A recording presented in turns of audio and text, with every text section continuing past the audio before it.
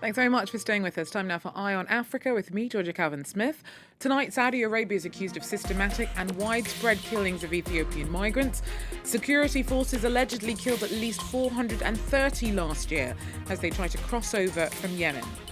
Also, in Sudan, the escalating fighting between the army and RSF militia has also reportedly led to ethnically motivated killings. Some who've escaped from the region of West Darfur say that non-Arab Sudanese were hunted down in the capital El Geneina and killed en masse in mid-June.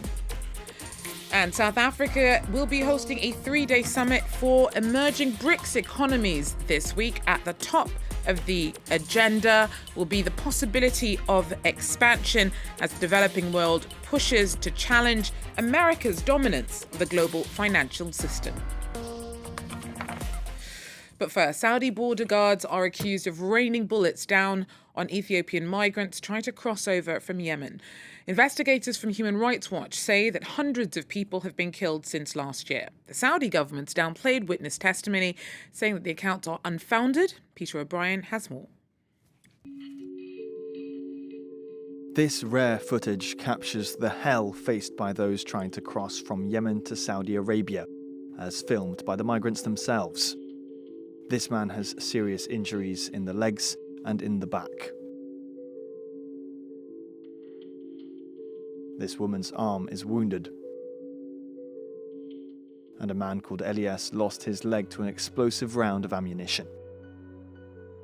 Outside Al Jamori Hospital, a cargo container is filled with at least 4 corpses. Those still standing don't have access to medicine or supplies. This is far from the worst of it. Human Rights Watch interviewed dozens of witnesses who testified that Saudi Arabian border guards are carrying out massacres. I saw people killed in a way I have never imagined. I saw 30 people killed on the spot. Between March 2022 and June 2023, Saudi guards are alleged to have killed hundreds, if not thousands, of people trying to cross into the country, 9 out of 10 of them being Ethiopian.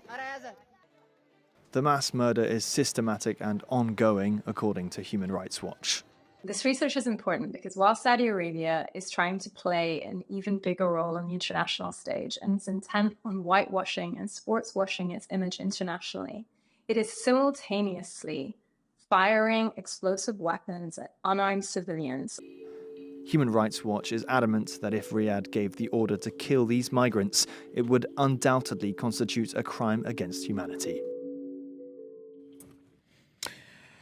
West African bloc ECOWAS has rejected a proposal by Niger's military leader to return to democracy over 3 years. The junta's plans were announced after the weekend visit of an ECOWAS delegation. It's pushing for a diplomatic solution to the takeover, but the bloc has threatened to use force against Niger. After Burkina Faso, Guinea and Mali, Niger is the 4th West African nation to suffer a coup since 2020. Nigeria's new president has sworn in his new cabinet. Bola Tinubu inaugurated 45 ministers on Monday, urging them to build public trust. Since Tinubu took office in late May, his reforms have led to a surge in living costs that he says are necessary to economically recalibrate the country. Now, the conflict in Sudan continues to deepen. Aid organisations trying to help civilians trapped amidst months of fighting between rival generals say that they are struggling to raise the funds that they need to support those worst hit by the fallout from the chaotic violence. Now, the escalating fighting between the army and RSF militia has also led to ethnically motivated killings. Some who have escaped from the region of West Darfur say that non-Arab Sudanese were hunted down in the capital El Geneina and killed en masse in mid-June. Yasir Youssef from the Sudanese American Physicians Association joins me now. Yasir, thanks so much for talking to us. So, first of all, give me a sense of what people who are still talking to you are telling you happened in El Geneina and what you think it says about the way that the war in Sudan is being conducted. Thanks a lot for having me. These recent reports are just the latest horrific examples in what has been a clear pattern of abuse, targeted violence against civilians. As the UN and many reputable rights and media organizations have documented, the RSF has been killing people on the basis of ethnicity and using rape and sexual violence systematically as a tool of oppression and war. Some reports even indicate that they are selling women, including underage girls, and recruiting children to fight for them in the capital. Now, Darfur itself has a pretty distressing history, particularly under former leader Omar al-Bashir. How does that play into some of the more recent attacks against non-Arab Sudanese that we've seen played out or allegedly played out during this most recent conflict? Yes, as you point out, the conflict in Darfur is at least 20 years old. There has been historically tensions between the Arabic tribes and the African tribes there. The army under the leadership of al-Bashir created RSF, which is composed mainly of Arabic tribes, to be a tool in oppressing and perhaps controlling the African tribes. So what we're seeing now as a result of the war, a renewal of this wave of violence against African tribes, led primarily by RSF, as documented by several international human rights organizations and by the UN and by the American government. In this instance, are the ones accused of these particularly horrific attacks. But is there truly any distinction to be made between the levels of brutality used by the RSF versus that used by the army? I think we'll have to hold both sides responsible for the brutal conduct of this war and these attacks against civilians and healthcare providers. However, when it comes to the international community, there does seem to be more concern about, as of lately, about the RSF conduct, specifically when it comes to sexual violence and when it comes to targeting civilians based on ethnicity. Now, what do you want to come out of these kinds of conversations? Do you really think that there is much hope that highlighting the specific atrocities committed by one side or the other in this conflict will really have much of an impact on the violence? Do you have a sense that either of the generals behind this conflict particularly care about the optics, about the way that the war is being carried out? I think that we need to, our ultimate goal is to try to protect civilians. And the one thing that we cannot do is to bury our head in the sand. I think when everything else feels hopeless, I do think that by all indication, the leader of the RSF clearly cares very much about optics and about his own image on global stage. So I do think there is great value when we highlight these things, when we call the RSF out, when we call the army out, because ultimately they care about their reputation. They want to be part of the international community. If you want to govern, you do need international recognition. And both armies, and particularly the RSF, our leader, they need to know that they will not get international recognition as long as they continue to allow these atrocities to happen. Thank you very much, Yasser Yusuf El Amin from the Sudanese American Physicians Association there.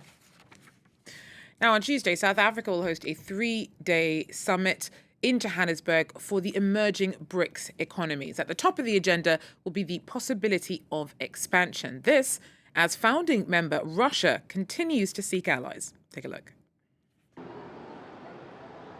As Johannesburg prepares to welcome world leaders to the BRICS summit on Tuesday, the spotlight is on South Africa's relationship to the Kremlin. The member states of Brazil, Russia, India, China and South Africa position themselves as a counterbalance to Western powers. None of the member countries have condemned Russia's invasion of Ukraine. Together, the BRICS members have used their collective voice to call for a world that is more equitable, balanced, and governed by an inclusive system of global governance. We will not be drawn into a contest between global powers. The theme of the 15th summit is BRICS and Africa. This as both Russia and the West seek to expand their influence on the continent. Russian Foreign Minister Sergei Lavrov will be attending on President Vladimir Putin's behalf. The Russian leader is subject to an international arrest warrant. Some 50 other leaders will be attending the summit as well, which will also address possible expansion. At least 40 countries are interested in joining the group, and dozens have already submitted applications, including Nigeria, Ethiopia and Egypt. In this current geopolitical landscape, where the West is seeking to isolate Russia, it's become very important for Russia to expand its linkages with the BRICS countries, but also their various regions. So, because of the current conditions, BRICS has actually become even more important for Russia. Even without the additional members, the BRICS are already a force to be reckoned with, accounting for a quarter of the global economy. More than 10,000 people gathered on Monday for a final show of support for Zimbabwean opposition leader Nelson Chamisa ahead of 10th presidential elections. Now, the country votes on Wednesday, with Chamisa vying to defeat incumbent head of state Emmerson Mnangagwa. Are you ready for a new life? After a loss in 2018, Nelson Chamisa, the most popular opposition leader, still aims to topple a party that's ruled Zimbabwe for over 43 years. His run was hard. Some 100 meetings were banned or disrupted by police, a sympathizer was killed, and supporters reported intimidation in rural areas. And the people were singing in the morning, everybody going to vote for Chamisa is going to die and they're going to kill you. We have fear. We can't wear these t-shirts freely. Today, President Emmerson Mnangagwa is criticized much like his predecessor, Robert Mugabe. Civil society organizations in southern Africa cite the lack of freedom. Human Rights Watch issued a damning report in early August. Its title, "Crush Them Like Lice," a phrase Zimbabwe's vice president has used against the opposition. We thought with President Mnangagwa there would have been a new dawn. But we saw with the violence in 2018 and the violence preceding this election that things do not seem any brighter.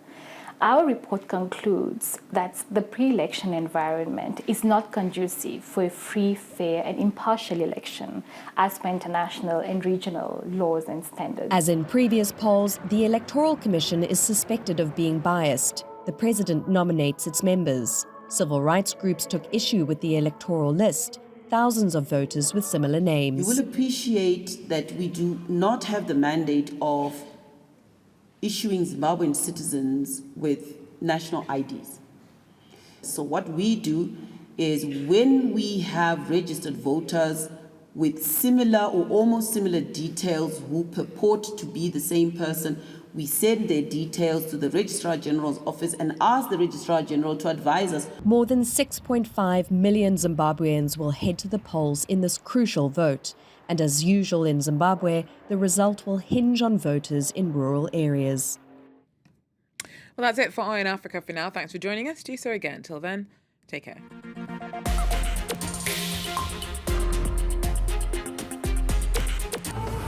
(2016) Ivory Coast. In Grand-Bassam, an attack by Al-Qaeda ended in a massacre. A population traumatized. Tourism in freefall. For the government, there was only one answer: a special security force. For the people of Grand-Bassam, they want justice and are looking to the future. C'est une victoire parce qu'on a vu des coupables. Grand-Bassam Revisited on France 24 and France24.com.